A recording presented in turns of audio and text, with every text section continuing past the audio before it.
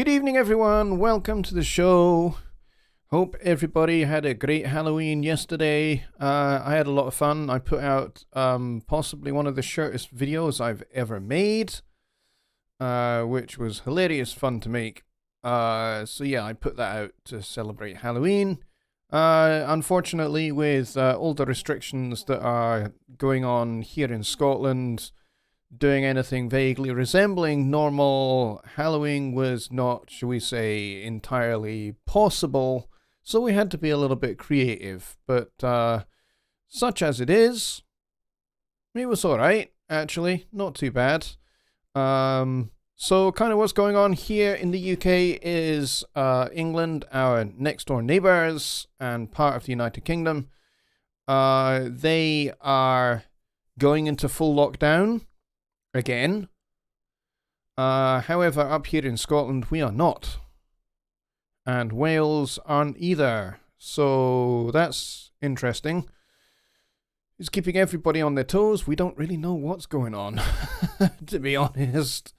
So, I mean, it doesn't really affect me personally too terribly much, in as much as I work from home anyway. This is my studio. This is where I work every day. So I'm in here 7 days a week.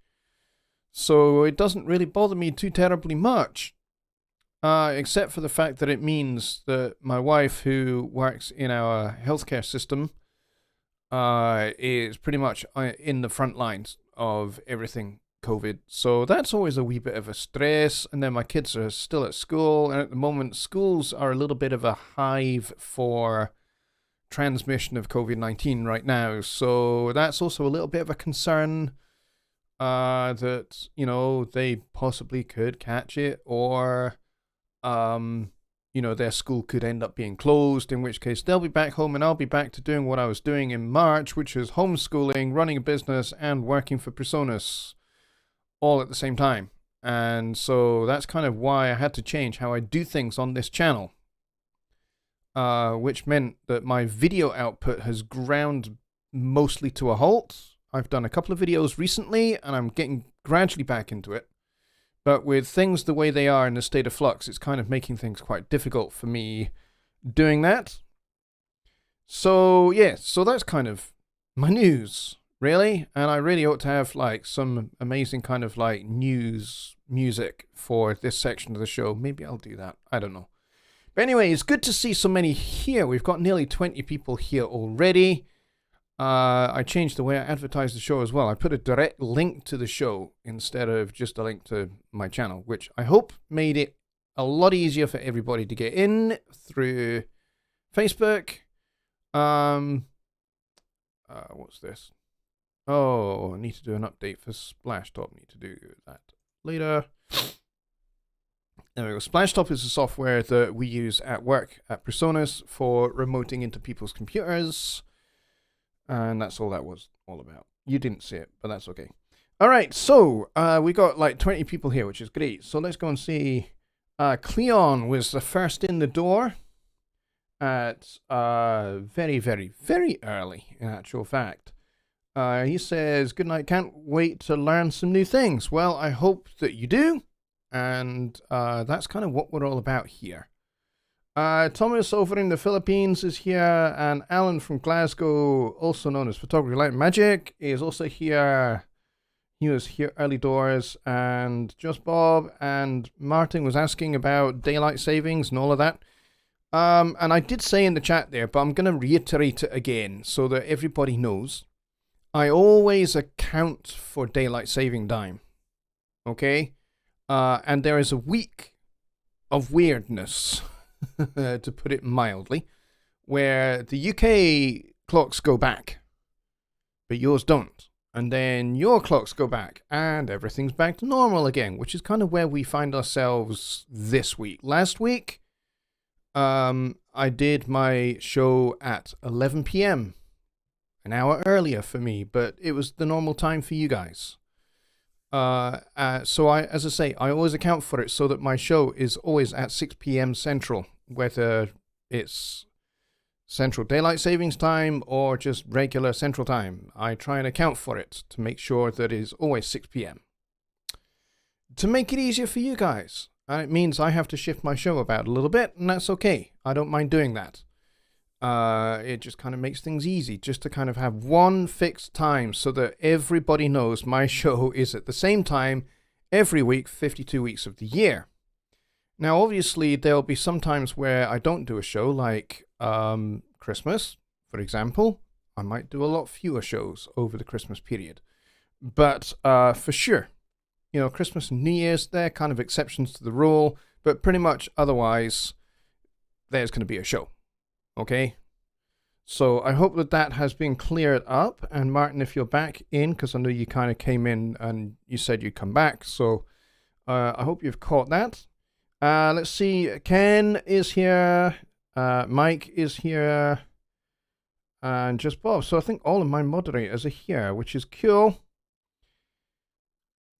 Ken says, I hope I'm not like JL on his birthday and fall asleep in my chair. This gaining an hour of sleep is complete BS. It makes me is exhausted the next night when for my body is an hour later. Yeah, it can be a little bit unsettling for sure. Fortunately, it only takes a wee kind of day or two to adjust to it.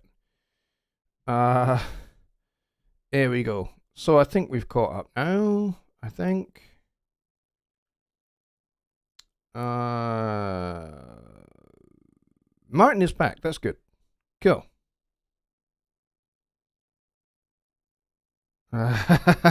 Yeah, Martin, that probably explains it, mate. Yep, that would make sense. All of our clocks in the house are completely wrong still, or at least they were. They are now correct. They will be correct for a certain portion of the year. We, most of the time, don't change them. The ones that change automatically, we don't worry about it.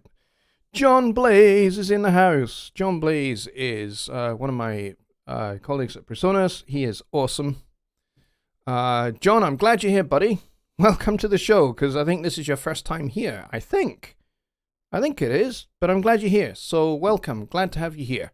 And tonight's show really is kind of like open to you guys. It's open for you guys to ask me questions, and I'll try my level best to give you the best answers and best demonstrations of whatever it is you want to know that I can. Yeah, I just thought we'd kind of keep it nice and easy, especially, you know, with daylight savings time coming to an end and everybody beginning to settle into a groove of winter and all of that. So, yes, that's kind of what I would like to do tonight. So start tapping out your questions and we'll get to it. If there's a particular new feature of Studio One 5.1 that you would like to see me do a little bit more in depth on that I have not done before, you know, certainly if you've watched my review video that I did on the launch day itself, if you've seen that, great. And if you would like a little bit more detail on anything that I showed there, then by all means ask that in the chat and I'll see if I can do that as well. Old School Funk and Soul says, I am here as well. Good! We can start. Mika's here as well. And I don't think I missed anyone else out, which is good. If you are here and you have not said hello in the chat, please do so, especially if you are here for the very first time. I definitely want to hear from you if you are here for the first time. Because, yeah, that would be great to get a shout out to you. Let's see. All right. Martin gets the first question. He says, suggestions for best blending for orchestration to build tension, emotion, etc. Where and when and what? Ooh, good question. Good question. Now, some of what you are asking there can be solved with, as you said, orchestration, choice of instruments, choice of how you blend those instruments together. And some of it can be done with change in mood, change in mode, and use of tension and release, building up tension. So using dissonance, for example. Like, for example, if you're writing for film or something, let's set this over to piano. There we go. So there we go. We got my nice concert grand. No, actually, you didn't forget. I can see it. It's fine, Martin. So, for example, let's just say, untangle my feet from the headphone cable. Let's just say, for example, you know, the scene that is taking place is kind of quite ordinary. Nothing special about it. So you might choose something major. You know, it's just a little bit of dialogue. So maybe what you have here doesn't really have a whole lot of a sense of time about it. You're just creating a mood. You're just creating an atmosphere.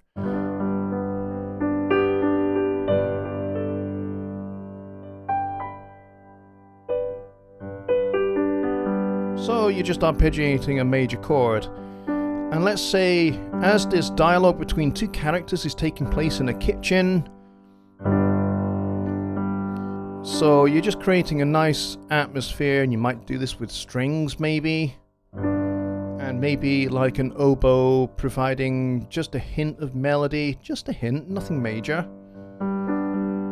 And maybe you have elements of musical themes that you've developed for these two characters that are in dialogue in your scene. So you might want to have those kind of acting in a kind of call and response manner. That might work. And then let's say the bad person in this scene or in this story walks into the scene, and the two people already in the scene don't know that this person is the bad guy. So they're completely innocent that this, you know, they're completely ignorant of the fact that the guy that's just walked into the scene is the killer and is probably going to kill them. You might want to hint at that, and there are ways you can hint at that. You can flatten the fifth.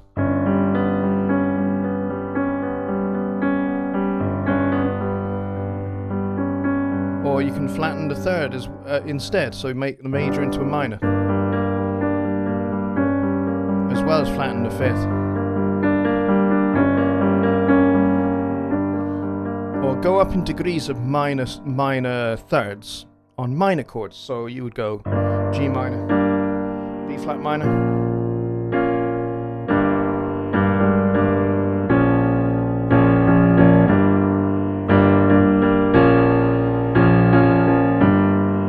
You know the bad guy is here, and then... But he's not going to kill them just yet. He's just biding his time, sizing up his targets. But you want your audience to know that they're the bad guy. And then the other... He exits the scene, stage right, and the other two go back to talking again.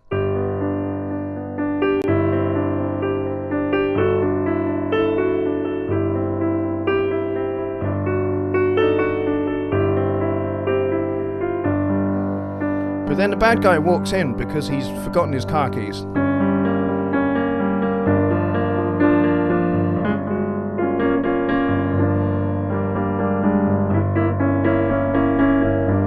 And then he goes back out again.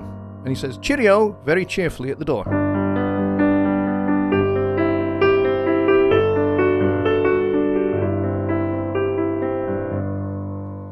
So totally just... And that was just harmonically. I didn't change any instrumentation, but you could certainly do that. Now, one of the things you could do, and I didn't do it here, is you could introduce a little bit of polytonality. What is polytonality? I mean, are we talking about parrots here?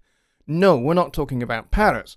What I'm talking about is different keys played at the same time to provide an extra layer of tension. So let's say you have your little thematic device that describes your bad guy. So maybe you change the mood as well, but just to kind of emphasize that this is the bad guy who has walked into the scene, you play his melody, his theme, but in a different key to what everything else is going on in the scene. So, you know, if your scene has like... You know, that nice kind of G major thing going on, you could have the melody a major third above that in the key of B.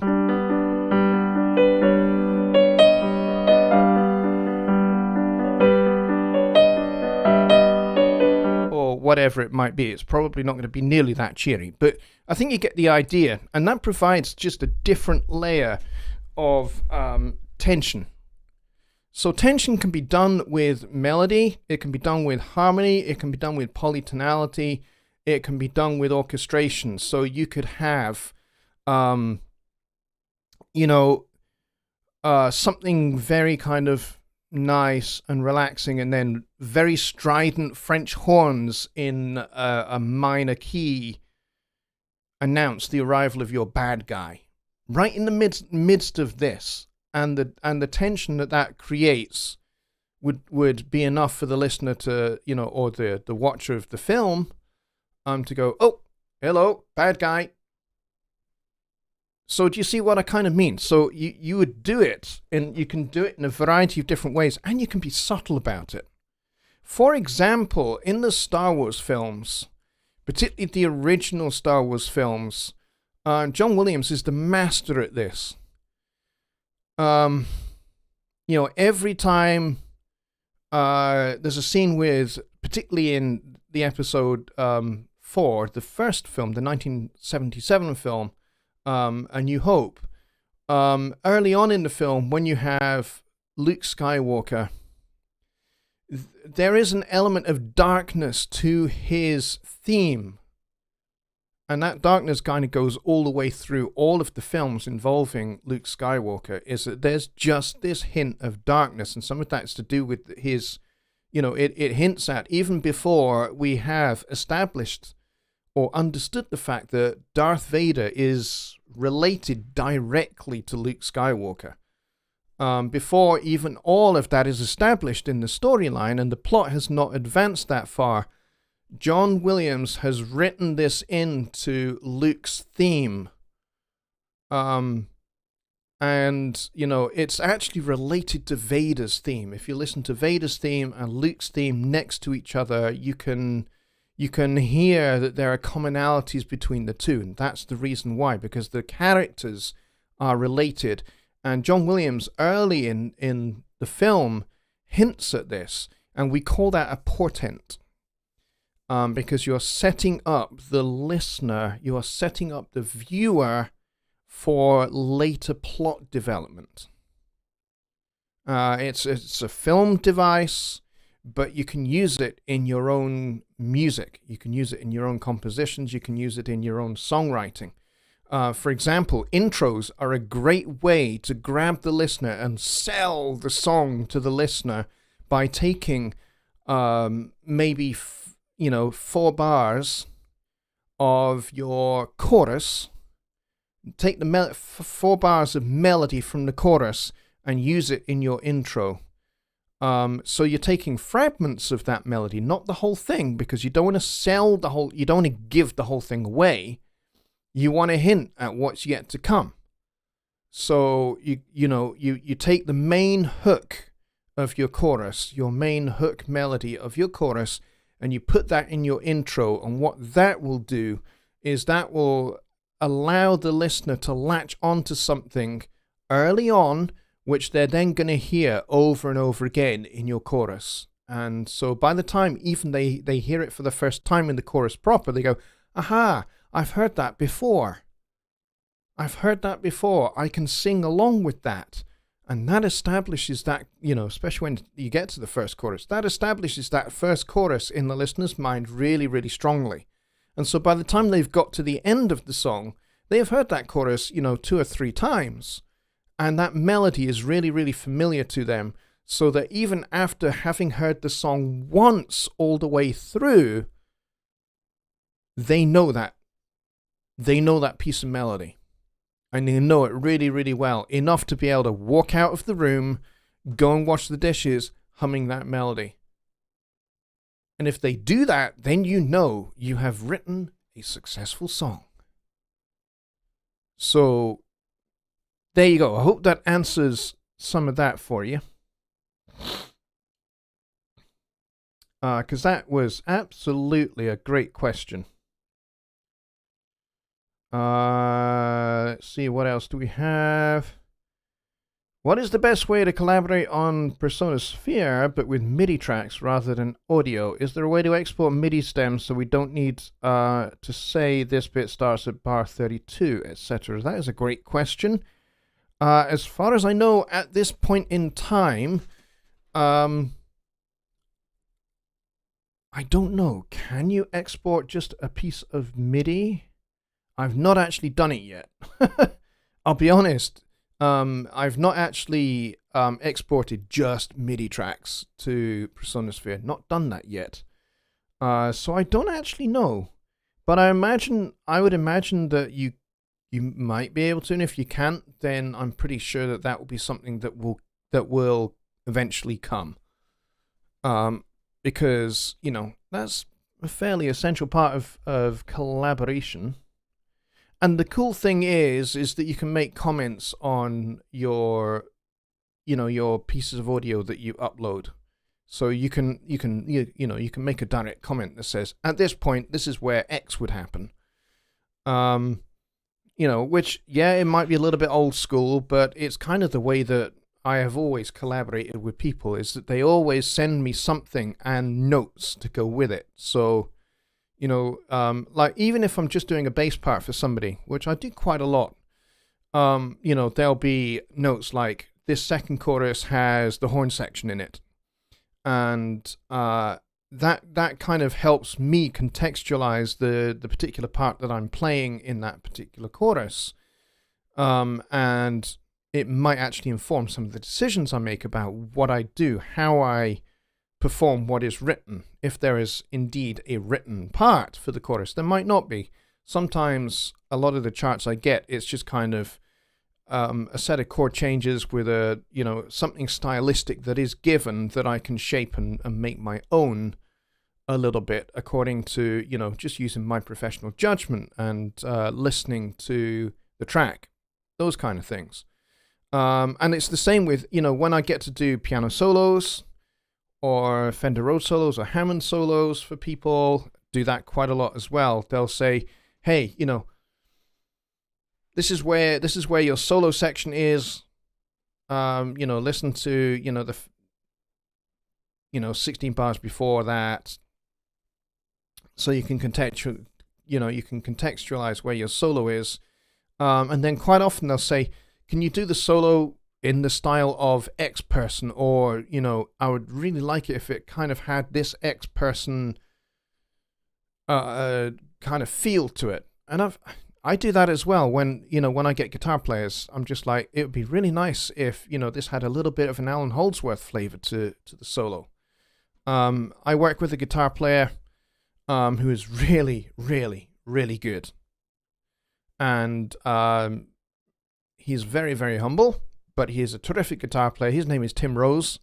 I've known him since I was, 1988 is when we first started working together. And we've been kind of working together off and on pretty much ever since. So I've known him for a large chunk of my life. And, he's terrific. And I'll say, hey, could we kind of like give it this kind of flavor? Like I might say, hey, you feel free to kind of do some Frank Gambale kind of stuff in this one. Or, or I might suggest, if it's a rhythm track I want him to play, I might suggest to him, hey, can you give this a little bit of reggae 2-drop feel? Even though the song might not be a reggae 2-drop, it's that particular pattern that I want him to play because it will work well with everything else. And he's like, sure, fine. And so, with Persona Sphere, you can actually upload your music, and you can make those kind of annotations on the music. So that's handy. I don't know about MIDI stems. I've not done them yet. So you guys might be in that respect a little bit further down the line than I am with it, because I just don't have a whole lot of time for kind of testing a whole lot of those things at the moment. Let's see. And the chat just jumped horrifically, so I need to scroll back and see what I missed. Dwayne is here. He says, what I typed before is howdy. Hey, good to see you, Dwayne. I'm glad you're here, buddy. Budman is here as well. Welcome. Glad you're here. Glad to have you on the show.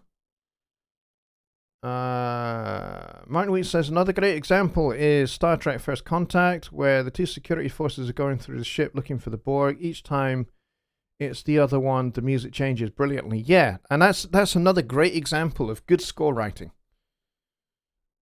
Just Bob says in the first movie, I believe Luke Skywalker's shadow that goes from ground and up the side of his house is the shadow of Darth Vader. Yeah, it's meant to not be directly the shadow of Darth Vader, and I think actually you may have seen that on a poster.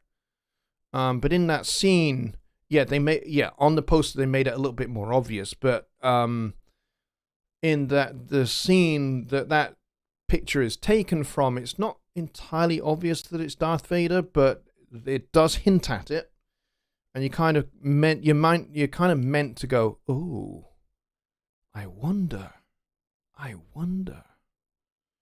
But yeah, the whole thing of Luke, Darth Vader being revealed as Luke's father. Apparently, Mark Hamill didn't even know that was going to happen. He was not told until they shot that section of the script. When they got to that section of the script, he was just like, I didn't expect that at all. He was completely surprised, which is why he plays that really quite well. Bobby Booth is here. Awesome. No show is complete without Bobby Booth.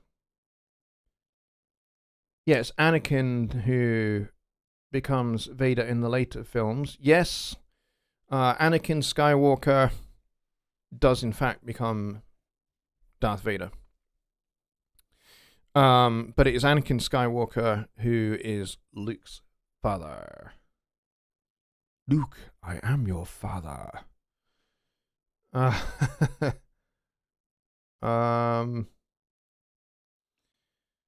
says, perhaps I'm incorrect, but when sending out stems, wouldn't they be full track with start endpoints, so would naturally fall into place?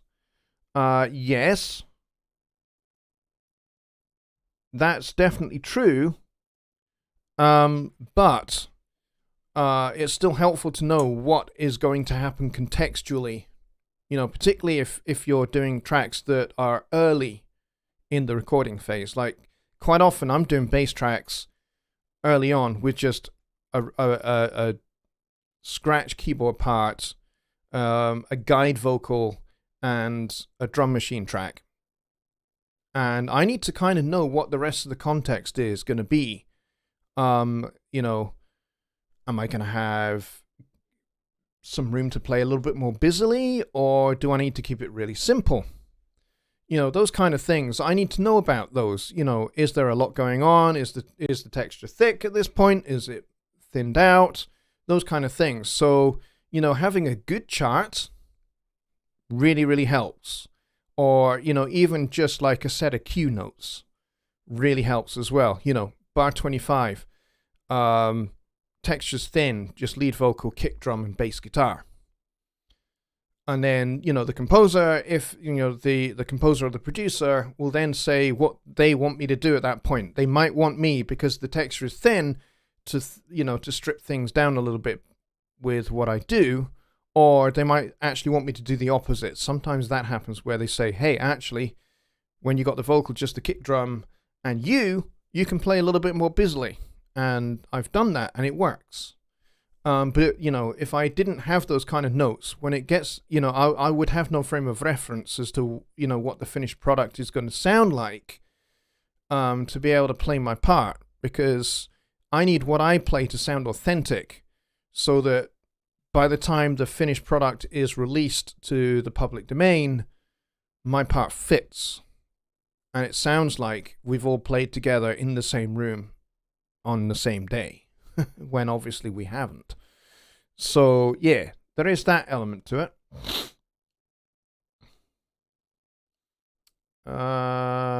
Whoa, chat just jumped again, but we do have a couple of donations. Thank you very much, guys. We have a donation of $5 from Bobby, And also from Michael Johnson. Thank you very much, guys. I really appreciate it. You guys are just the best. All of you, whether you donate or not, you guys are all the best. But guys and gals that donate are a smidge extra special. Let's see. What else do we have? And Mike is correct. Yes, they can only be done in audio, not in MIDI. That is right. What are the best choices when building the orchestration? Example, strings followed by oboe or French horn using timpani instead of electronic drops. Depends on the context, mate.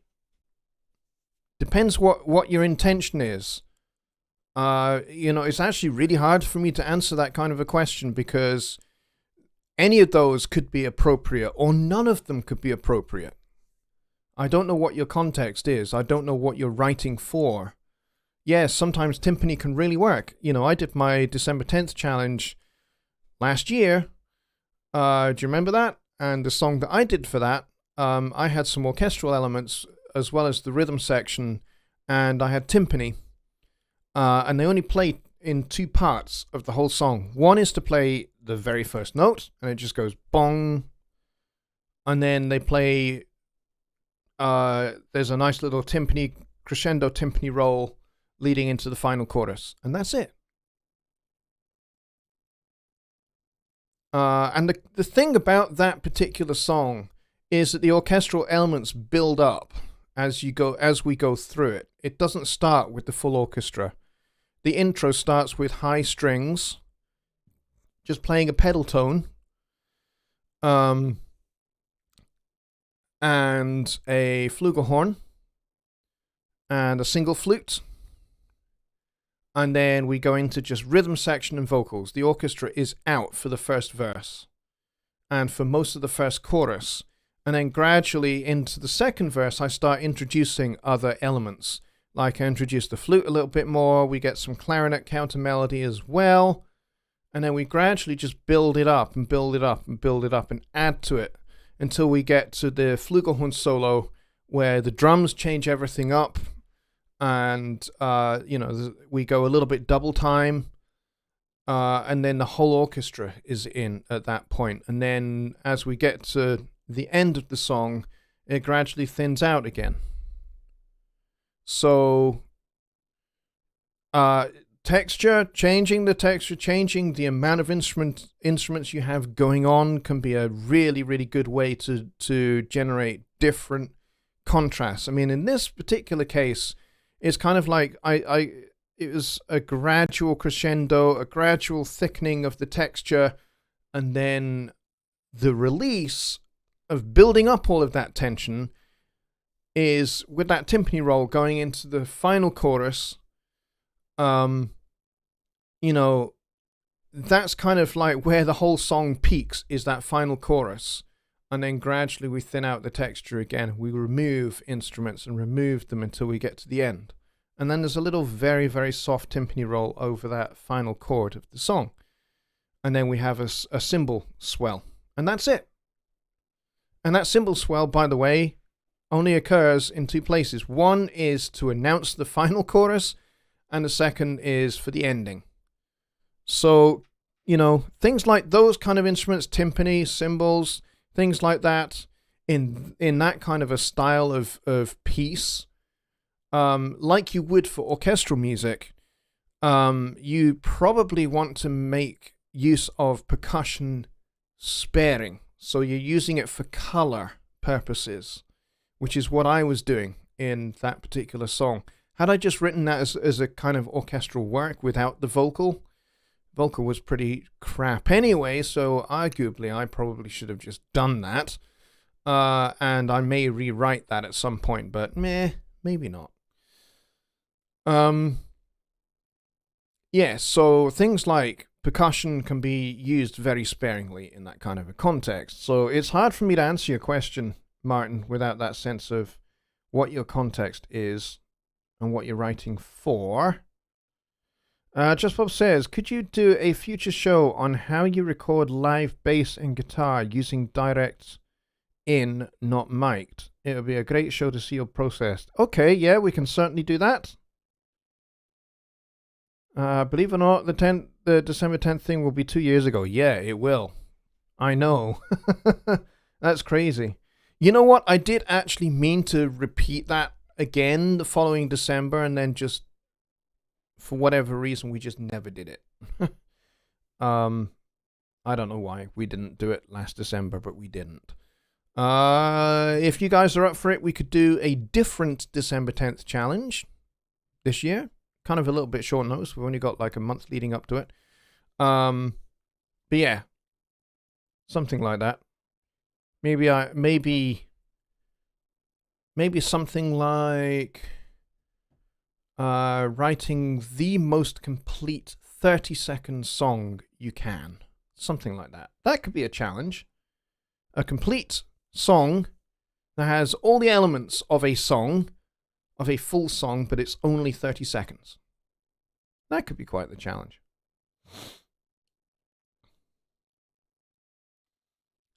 Yeah, absolutely, Martin. If you're getting sick and tired of using 808 drops and what have you, try something else. Try a different sound. Maybe something orchestral will work. It kind of depends upon the style of music you're working with. And it may well be that just an 808 drop thing is just not appropriate for the style that you're working in. And, maybe your ears are hearing something else. And that's kind of another thing, another subject. And maybe we should actually do a whole show on trusting your ears, trusting your instincts, and learning to kind of, get what you hear in your mind's ear to come out of the speakers. Because there is a skill to that. There is, that's something you can teach. A lot of people say you can't teach that, but you can. And it takes a lot of trial and error. It takes a lot of practice, but you can learn how to do it. And you can learn how to hear in your mind's ear the right thing that will bring a particular song alive. Absolutely. You can totally learn how to do that. And that's essentially what good, that's arranging. That's what an arranger does. That's why you hire somebody like Gil Goldstein, who is a wonderful arranger.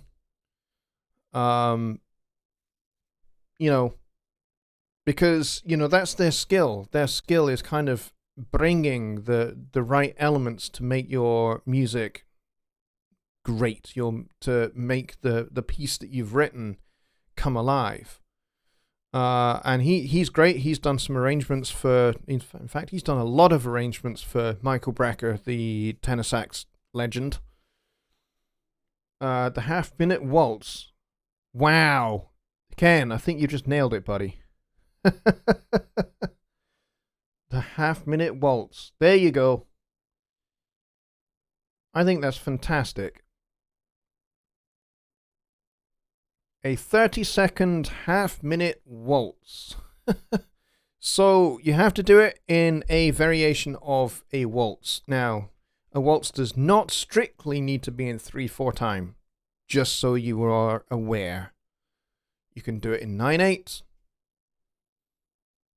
That would work perfectly well. I've done that before, where actually I had the brief that I had for a piece once upon a time, many, many years ago. We're talking like 20, actually longer than that now, probably 25 years ago. The brief was to write a waltz for a scene in a short film.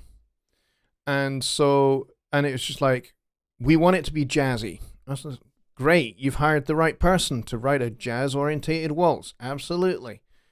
And so I did, but it was kind of a waltz on 3 separate layers. You could count it as a 3/4 if you really wanted to, but it also had a 9/8 feel to it. So it had, within the 1, 2, 3, 1, 2, 3, it had 1, 2, 3, 1, 2, 3, 1, 2, 3. So it had those layers of rhythms going on at the same time. So I had, I had the piano going bum, bum, bum, bum, bum, bum, bum, bum, bum, although kind of maybe not quite that straight. But I had the drummer playing the double time waltz in 9/8. And then I had the bass player play 2/3 slower than the piano player to get another layer of waltz, where you have a 3/6 hemiola kind of thing going on. And it actually really worked for this particular film. It was a pain in the butt to record because all these layers of polyrhythms going on made it complicated to record, and we had to do a lot of rehearsal takes before we actually recorded properly. But it worked really well for this particular scene. So sometimes you can think outside the box. And so if we were to do this kind of half-minute waltz, then yeah, why not? Think outside the box. Be creative. Yep, so you could certainly do 6/4 if you wanted to. So there you go. That's the word I've been looking for. The elements of the song. Yeah. Okay. Cool. Cool. And certainly, yes. Who was it who asked about? Oh, it was Bob. Okay, Bob. Please drop me an email and remind me about that suggestion for a show. To do recording live bass and guitar in Studio One. For sure, we can do that. Maybe we could do that as next week's show. So just drop me an email to remind me that that's what we're going to do. And I'll make sure to make that happen. We got 15 minutes to go, folks. So please do keep getting your questions in. I would definitely like to continue answering them if I can.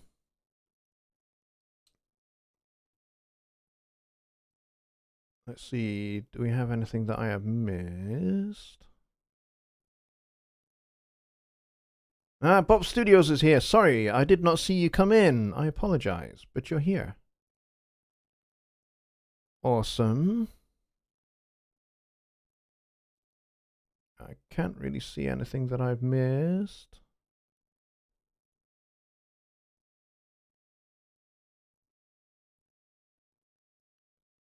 DJ Vivaldi is here. He says, "What's up? What's up?" To you too, my friend. Glad you're here.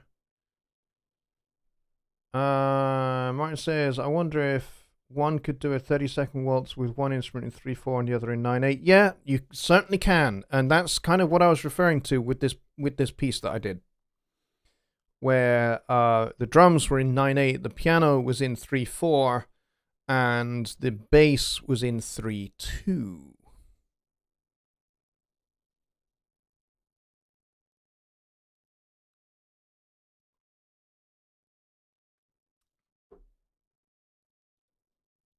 So any more questions, folks? Otherwise, I'm just going to play piano for the next 14 minutes. Which you may want to hear me do, but, you might not. But I have actually been doodling quite a bit lately with some interesting little chord changes, which I haven't really developed into anything yet. So maybe I'll let you guys have a little listen in to kind of what I've been doodling with.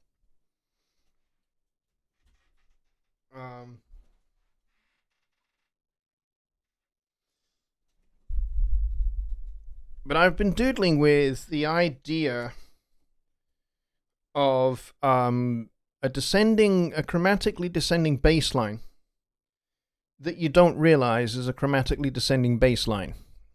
So, the bass is kind of going.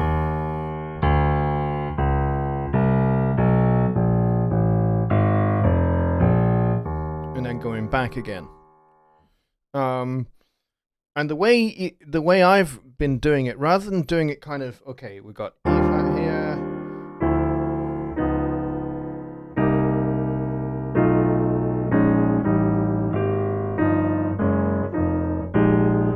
which kind of would be a little bit obvious. I've been using, you know, kind of second inversion chords as well quite a bit. So something like this.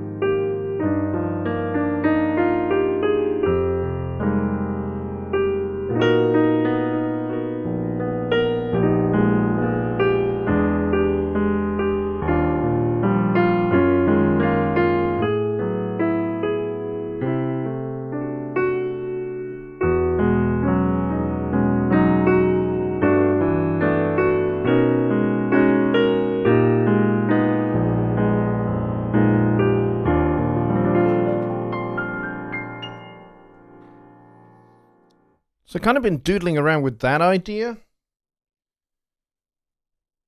lately.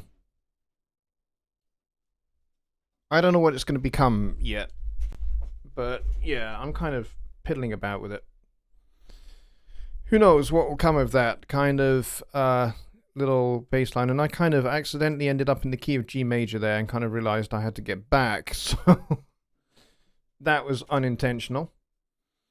But yeah, so I don't know, maybe piano, upright bass, bit of brushes, drums maybe, and then I just have to decide kind of where the melody is going to go. Is this going to be a small group thing, or is this going to be a much bigger ensemble thing? Those are the kind of things I need to think about now. But yeah, that's kind of where I'm, you know, something I'm thinking about. And I keep playing those chord changes, and my wife, every time she hears it, she keeps going, "Will you please do something with those chords? Will you actually turn it into a piece, please?" So yeah, I think I might actually do something with it, and then just kind of decide what the instrumentation is going to be. Sounds like it could be a score for film. Yeah, maybe it could. So maybe I could go down that route and have, you know, do something a little bit orchestral with it. I have not done something orchestral in quite a long time. In fact, yeah, probably over a year. So maybe I'll do that. Maybe I will use the Presonus Symphonic Orchestra to, you know, do something with that. Thank you, Bob. Appreciate it. Maybe tell you something about ghost notation. Ghost notion.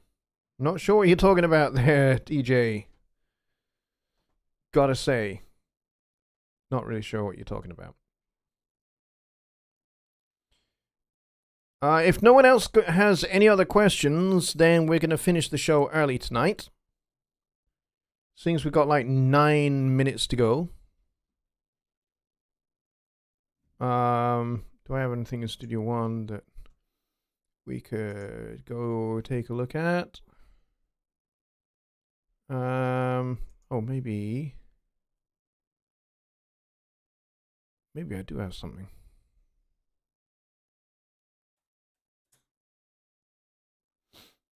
Maybe I do have something that we can talk about for a second. The power of the chord track. Now, everybody should know, hopefully, about the power of the chord track. But I have actually been meaning to do something with this with you guys, and I guess I just have not got round to it.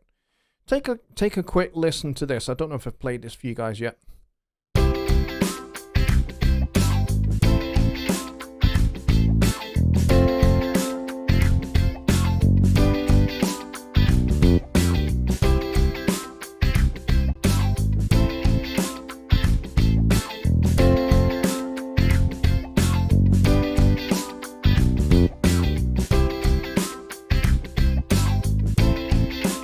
Alright, kind of a little bit plain Jane boring, but let's turn off the chord track.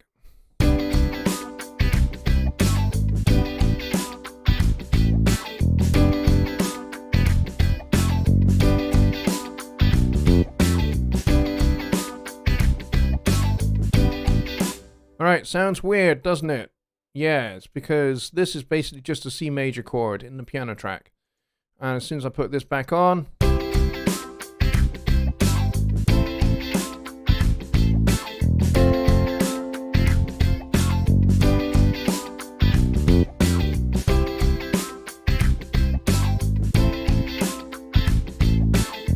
and it's also a little bit weird as well when you take off the chord track, because these two guitar parts are basically just like a, if I take out the, let's meet the bass.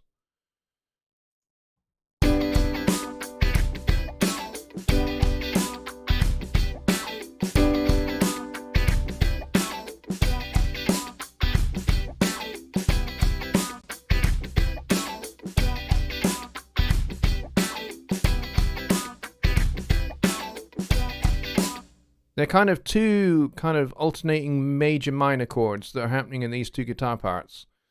And the first thing I needed to do with these guys is... I rendered them, of course. But I had to pitch them down because this one was kind of in B minor and this one was in A minor, as you can see by what it says in the event header here. So these were not even remotely in the right key. So I had to pitch this one up a half step and this one down. This one up as well. I had to pitch both of these up to get them into the right, at least the right key center.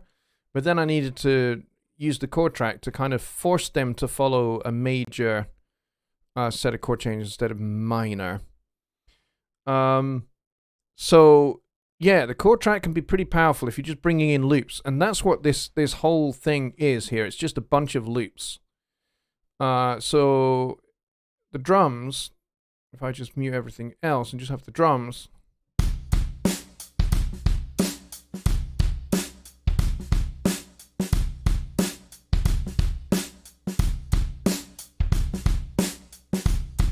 I'm using UJam Fat for this, and it's just a loop.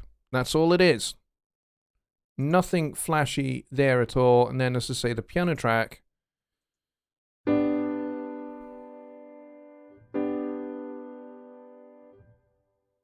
take off all the mutes. Just solo that again. It's just a C major chord. That's all it is. Now, the only thing that's really following the chord changes is the bass part, because I added the bass part kind of after the fact. But with the with this guy set to follow, now everything sounds correct as it should. So you can use the chord track if you've got like a set of chord changes that you really like, but you know that none of your loops really conform to it. Get your loops so that they are in the right key center. So even if they are a minor loop, like these two guitar loops are, this is B minor, this is A minor, what you can do is you can pitch them up so that they are in the correct key center, which we wanted C major.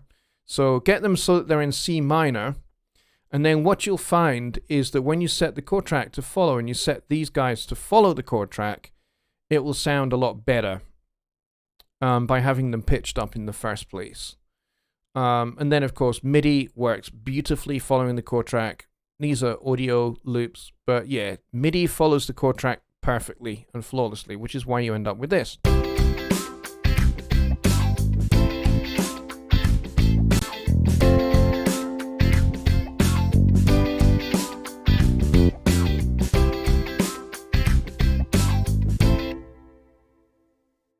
Alright, so that could be a really cool way to kind of get the beginnings of a song going, is by using the chord track. And of course you can change these chords, like if you don't like having an F major here, you can turn this to F minor, or, you know, kind of, let's see, let's actually change this one to, Where's F minor? There it is.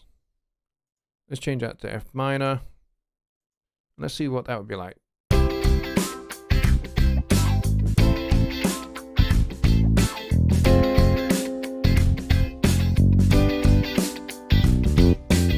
Kind of a little bit darker. That's not to say it's not fun though. Alright, so yeah, so the chord track is really powerful for doing those kind of things, and I'm sure, you know, since chord track has been out for a good wee while now, you guys are probably fairly well familiar with it. And of course, the great thing is, if this, let's say this was a chorus, and you decided, you know, that your final chorus you wanted to have in a different key, well, having the signature track that I showed you last week, the cool thing about that is the chord track now follows the signature track. So if you change the key, then the chord track follows that new key signature. Very, very, very cool indeed. All right, so with that, we will end the show there. Thank you very much, everybody, for joining me and for the great questions about orchestration and such things. Those are meaty questions, and I like meaty questions. I'll tell you that right now. Mike Johnston is working on a descending bass line thing as well. Cool. That'd be fun to have a listen to. Yeah, you guys have got some stormy weather, so this is probably a good time to end it. We have had some stormy weather here as well. We've had, in fact, just down the road from us, there was a tornado. And you'd think, you know, you'd think, oh, the UK doesn't get very many tornadoes. We don't really hear about them. Well, actually, we get between 30 and 50 tornadoes a year. It's actually pretty rare for them to crop up in Scotland, but they do occasionally. And in fact, this one was about 25 miles away. And by American standards, you would laugh at it. If you're familiar with tornadoes where you are in the United States, you would laugh at this particular tornado. But for us, it was actually fairly impressive. But for everybody else, you know, in the United States, you go, that's not a tornado, that's crap, that is. But for us, it was you know, something to get excited about. It was an F1, good solid F1 tornado. And yeah, so that was a little bit exciting. We don't get those very often, but that's the result of a tropical storm that's just been passing through the UK over the course of the weekend. So with that said, thank you very much, everybody, for coming, and I will see you guys on Wednesday over on Jonny's channel for Songwriting Simplified. Should be over on Jonny's channel. I've not spoken to him yet to find out what his situation is like, but I'm fairly confident that that's where it'll be, and that should be a lot of fun. So batten down those hatches, folks, wherever you are. If you've got rain and thunderstorms and that kind of stuff, hang tough. And I will see you guys all then. Take care and good night.